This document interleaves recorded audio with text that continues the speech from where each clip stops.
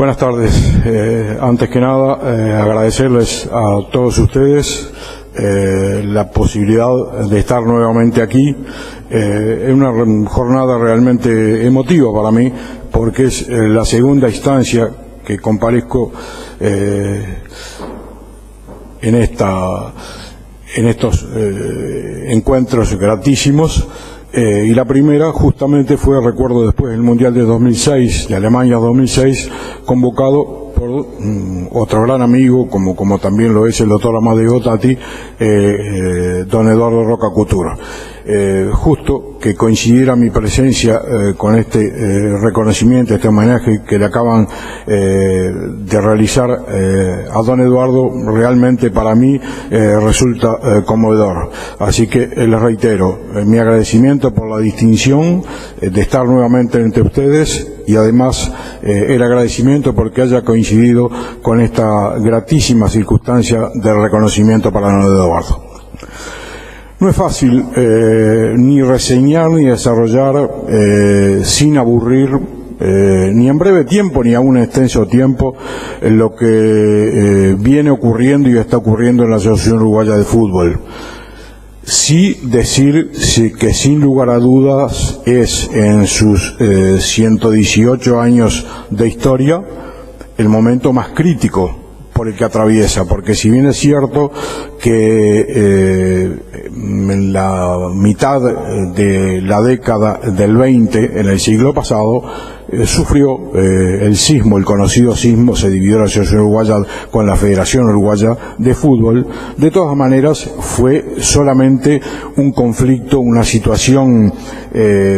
conflictiva, pero solamente en el orden local. En estos momentos atraviesa una situación de exposición internacional, y más que de exposición internacional, pende sobre sí la posibilidad de una suspensión de afiliación por parte de la FIFA. Más allá de la justicia que pudiese eventualmente encerrar esa decisión, que tiene plazo, es decir, hay un plazo hasta el 2 de diciembre fijado para que la Asociación Uruguaya de Fútbol renueve sus estatutos, so pena de sufrir sanciones de suspensión de su afiliación por parte de la FIFA. Decía que más allá de que esto pueda ocurrir o no, esto significa un grave problema de todo tipo. O sea, en caso de que ocurriese la suspensión de afiliación, está por un lado el tema político y además por el lado del tema deportivo. Pueden ser incluso sanciones que impliquen una multa de carácter económico. Por lo pronto, que los clubes uruguayos, es decir, no participen en las competencias internacionales. Sabido es, tanto la Copa Libertadores, la Copa Sudamericana, lo que significa para todos los equipos del continente desde el punto de vista económico, pero fundamentalmente para nuestros equipos, habidas cuenta de la situación económica interna del fútbol uruguayo, que siempre ha sido delicada, pero en este momento lo es más, por un elemento que los clubes, y es parte de la discusión que han mantenido con el Consejo Ejecutivo de la Asociación Uruguaya del Fútbol, con una situación que los clubes viven desde hace 2 años a esta parte, como consecuencia de los problemas de violencia en los estadios, en las canchas de fútbol. Las medidas que se debió adoptar para cumplir con las exigencias del Ministerio del Interior acarrearon una serie de insumos, de gastos, que hacen que los espectáculos del fútbol local sean todos a pérdida, prácticamente, salvo aquellos en los que participan los 2 equipos grandes. Para los equipos denominados chicos, sin excepción ninguna, todos sus presidentes, delegados, dirigentes dicen que con el déficit que acarrea montar un espectáculo hoy en día en el fútbol local, conviene más ser visitante que locatario, porque el locatario está calculado, estimado, pierde del orden de $4.000, $4 o $5.000 por partido que oficia de local. O sea que para sus arcas es mejor ser visitante, que no sufre el descuento que tiene esas cargas con lo que hay que atender para la organización del espectáculo, y por ende entonces es una situación realmente complicada, no tiene salida. Es decir, yo quisiera que ustedes, es muy largo de explicar, pero tener delante de sí una liquidación de un espectáculo del fútbol local realmente a veces es de asombro, ¿no? Es decir, los gastos que se devengan por los árbitros, por personal de recaudación, sobre todo los porcentajes que derivan de las ventas de entradas por las redes de las cobranzas, de los locales de cobranzas, dada la modalidad que ha tenido que adoptar la Asociación Uruguaya de Fútbol y los clubes, en el sentido de que no pueden vender localidades por razones de seguridad el día de los partidos. Todo eso devengo entonces en que los clubes intentaran paliar esa situación, intentando adelantar la renegociación de los derechos de televisión del fútbol local con la empresa Tenfield. Esto, a su vez, generó una reacción de un centro de poder, como lo defino yo en forma subjetiva, la verdad que es así, debo reconocerlo, que un centro de poder que radica nada más ni nada menos que en los futbolistas que son la médula del espectáculo, los futbolistas del orden local y respaldados por los futbolistas de la selección fundamentalmente, que son quienes han abierto un nuevo escenario, porque actuando en el primer mundo del fútbol han abierto los ojos a una realidad que obviamente es muy alejada de nuestras posibilidades, por lo menos las posibilidades económicas del fútbol uruguayo. El manejo de los derechos de imagen, de los derechos de televisión, el marketing, todo eso que es muy difícil de afrontar en el fútbol uruguayo. Todo eso fue haciendo una colisión de intereses, de centros de poder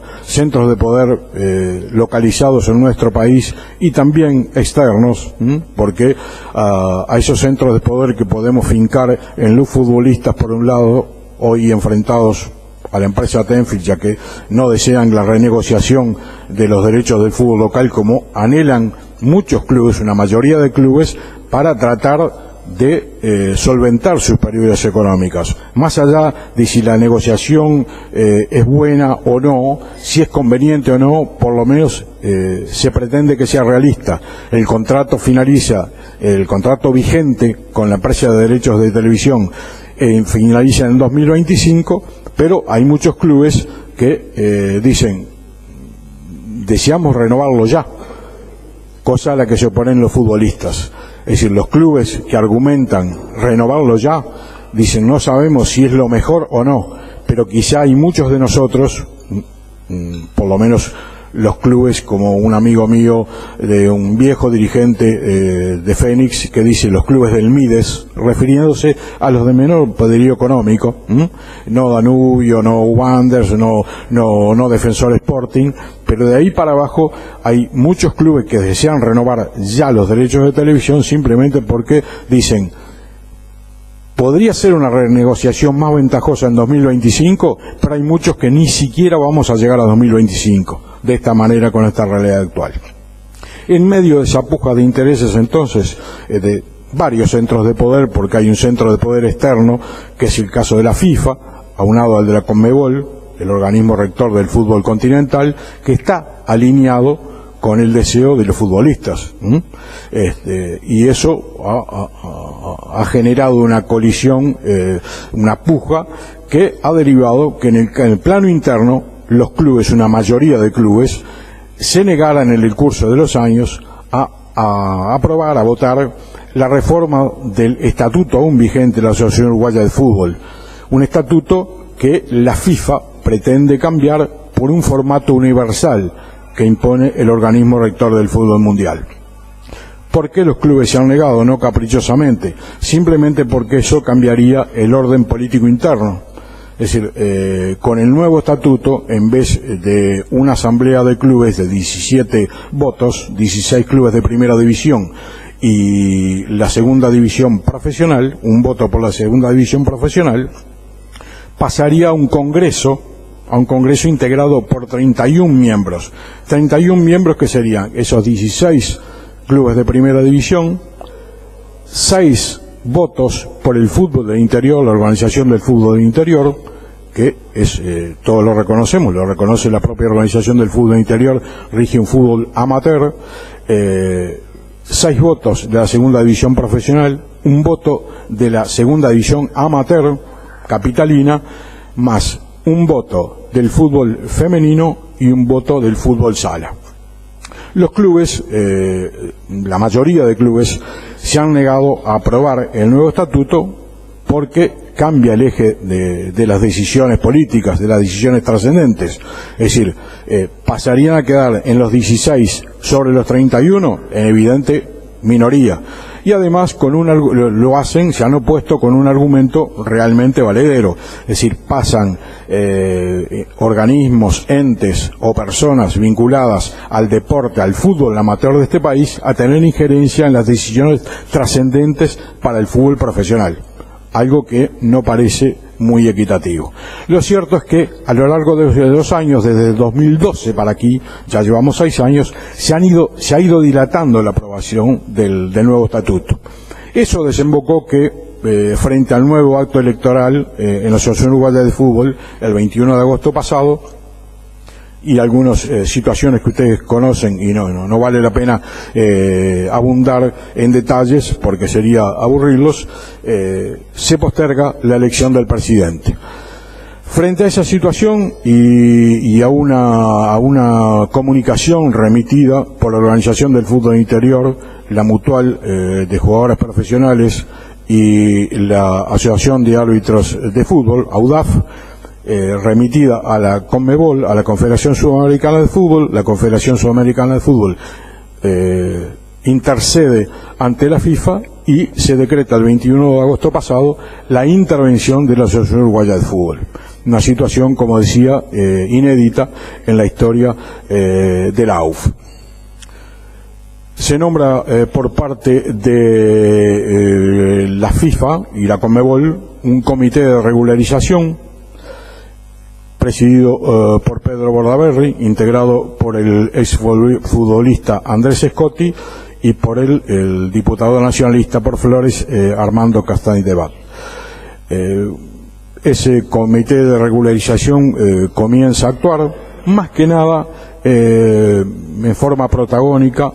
por Bordaberry, que lo primero que hace resuelve tener una ronda de entrevistas con cada uno de los presidentes y o delegados de las instituciones. Al cabo de esa ronda de reuniones queda proyectado, por lo menos en la mente de los dirigentes que se entrevistaron con Bordaberry, la posibilidad de que el interventor elaborara una fórmula de salida, una fórmula de intermedia. Esto es, la FIFA lo que quiere es que el nuevo presidente de la AUF sea designado bajo la normativa del nuevo estatuto, aún aprobado, por lo cual exige que primero se apruebe el estatuto y luego se haga la elección de acuerdo al nuevo estatuto. Los clubes que se mantienen en pugna desean que la elección se haga con el viejo estatuto y se comprometen luego a aprobar el nuevo estatuto. Esto es, a realizar la elección del nuevo presidente con 17 votos, no sobre 31. O sea, mantienen el control de la posibilidad de la elección del presidente y de las decisiones importantes. Esa sería la fórmula intermedia, el mix de consenso, podríamos decir, que tenía, no elaborado, pero sí imaginado Pedro Bordaberry. Esto es, conformar a los clubes diciendo, bueno, le concedemos una parte, la elección del presidente se hace con 17 votos, solamente con el estatuto actual. Firman un compromiso para que entre a regir inmediatamente el nuevo estatuto, y por 4 años, lo que Bordaberry en la íntima llamaba interinato, que no lo sería tal, se nombraba el nuevo ejecutivo por 4 años, pero con la integración que quiere la FIFA. Esto es, en vez de 5 miembros, el ejecutivo 7, con la integración de una mujer y a su vez del fútbol del interior. O sea, un mix. A todo esto, que podía parecer una solución, la semana pasada, el martes de la semana pasada, sorpresivamente, tan sorpresivamente que nadie sabía que estaba en Montevideo, el presidente de la Confederación Sudamericana de Fútbol viajó a Montevideo y se entrevistó con Bordaberry, en una visita que incluso fue no solo sorpresiva, fugaz, de 7 horas, sino sorpresiva y además muy reservada, pero que dentro de esa reserva extrañó que fuera la propia Confederación Sudamericana de Fútbol, a través de su cuenta de Twitter, la que hiciera conocer que en esos momentos estaban en Montevideo trabajando, como decía el comunicado, con el Comité de Regularización de la Situación del Fútbol Uruguayo. Lo cierto es que lo que vino a transmitirle Alejandro Domínguez, al presidente de la Conmebol, a Bordaberry, es que en una instancia que se está cumpliendo es justamente a partir de hoy, por eso no es fácil aludir a esta situación, porque está todo desarrollándose sobre la marcha. Hoy y mañana, para 2 instancias de hoy y mañana en Asunción, acudieron Pedro Bordaberry y delegados de clubes para entrevistarse nuevamente con Alejandro Domínguez, el presidente de la Conmebol, y mañana con enviados de la FIFA. Pues bien, lo que vino a transmitirle Alejandro Domínguez a Bordaberry es que de alguna manera advertirle que esa fórmula que estaba elaborando de consenso, la FIFA no se la iba a llevar. En cierta medida, incluso, lo que vino a hacer era intentar evitarle el encontronazo con la FIFA. Es decir, el encontronazo directo, que le presentara esa fórmula cuando la FIFA, según lo que le hizo saber Alejandro Domínguez, lo va a desechar de plano. No acepta fórmulas de consenso. Y lo que uno modestamente pudo saber en su condición de periodista es que también lo que se le transmitió en esa reunión en Montevideo, previa a estas 2 de Asunción, a Bordaberry, tanto por parte del presidente de la Confederación Sudamericana de Fútbol como de los consultores externos designados por la FIFA para el Comité de Regularización Local, es decir, el señor Eduardo Bache, en representación de la Comisión de Gobernanza de la FIFA, y Fernando Goldi, en representación de la Comisión de Desarrollo de la Conmebol, estos también le transmitieron que, desde su punto de vista, a Bordaberry había cometido un error estratégico, siempre, digo, no mi punto de vista personal, desde el punto de vista de la FIFA, que había actuado, tal vez por su esencia de político, como un negociador y no como un interventor. Es decir, lo que le transmitieron que el interventor debía ejecutar y no negociar tratando de encontrar una fórmula consensuada. En eso estamos entonces, en estos momentos. Hoy es la primera reunión en Asunción. Viajó Bordaberry, viajó H, Fernando Goldi, y viajaron 2 presidentes de clubes, representativos de las 2 líneas que se han descrito en los últimos tiempos en el ámbito interno de la política del fútbol uruguayo. Viajó el doctor Leonardo Goicoechea, de Danubio, que está alineado con los clubes que se resisten a votar el nuevo estatuto, y a su vez además firmaron el recurso de apelación elevado por 15 clubes uruguayos al Tribunal de Arbitral del Deporte, con sede en Lausana, para recurrir a la decisión de intervención de la AUF por parte de la FIFA. En eso también, de acuerdo a lo que pudimos acceder, se le aconsejó a Bordaberry, porque iba a viajar en principio solamente el doctor Leonardo Goicoechea, presidente de Danubio, que se le hizo ver a Bordaberry de que era inconveniente viajar solamente acompañado del doctor Goicoechea, cuando el doctor Goicoechea, como ex integrante de la Comisión de Gobernanza de la Comisión Sudamericana de Fútbol, había renunciado de inmediato el pasado 21 de agosto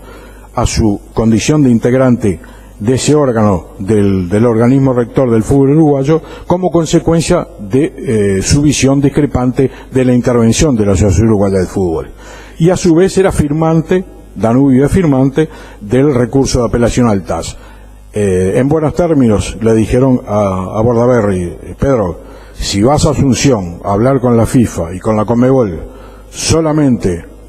con un presidente del club que se opone a la decisión de la intervención y, para peor, renunció a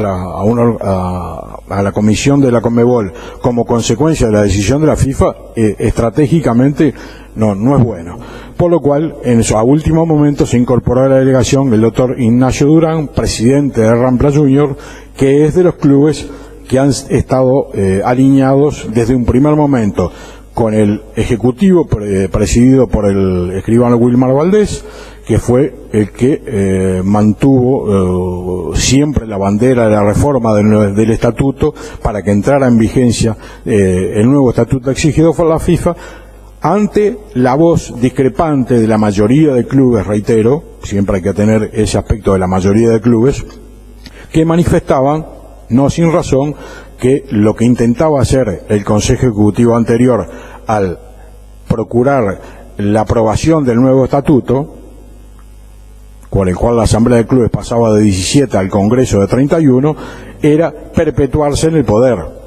porque era obvio que si lograba reformar el estatuto, los nuevos votos que se incorporaban, como los del fútbol de interior y el fútbol femenino, el fútbol sala, iban a seguir los lineamientos del Ejecutivo, que les permitían el ingreso a los centros de poder que no tienen en el estatuto vigente, no lo nombremos viejo estatuto. Por esa razón, entonces, se produjo esa colisión de intereses. Se registró esa decisión de la FIFA ambigua en lo que hace a su fundamentación.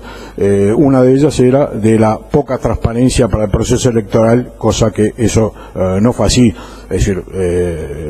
no es que haya habido poca transparencia, se suscitaron hechos, como ustedes lo saben, de los audios que están en el ámbito, para dirimirse en el ámbito judicial, pero no es que haya habido poca transparencia en el proceso electoral, que seguían de acuerdo a lo que es el estatuto actual de la Asociación Uruguaya de Fútbol. En primera ronda no hay ningún candidato que alcance los 2/3 de votos, o sea, 12 votos, y bueno, se pasa a una segunda ronda y así sucesivamente. En este caso hubo otros ingredientes, como que también ingredientes que introdujo en esa lucha de poderes la Confederación Sudamericana de Fútbol, porque dijo que solamente podía ser candidato a presidente de la Asociación Uruguaya de Fútbol y por ende a integrante del Consejo Ejecutivo de la Conmebol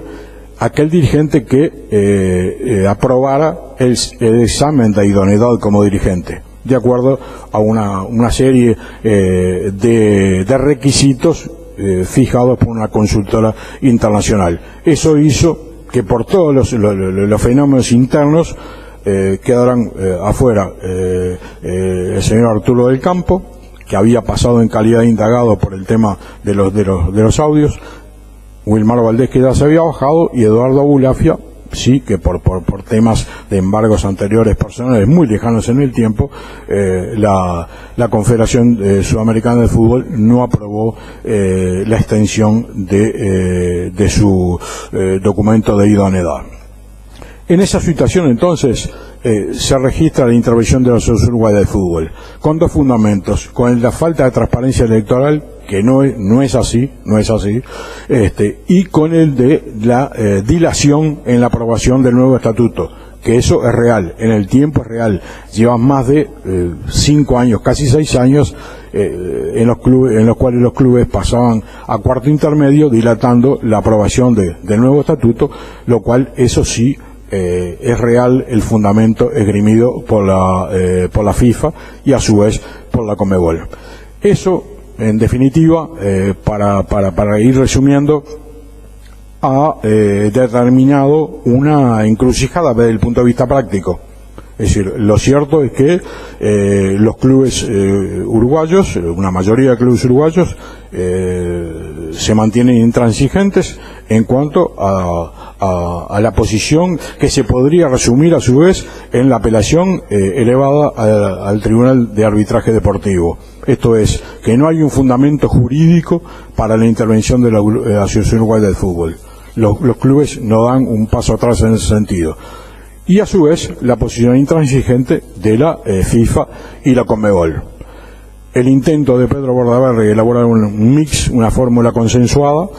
se está poniendo a consideración en este mismo momento. No me cabe duda que en este mismo momento, porque la delegación viajó en el primer vuelo hacia Asunción, se reúnen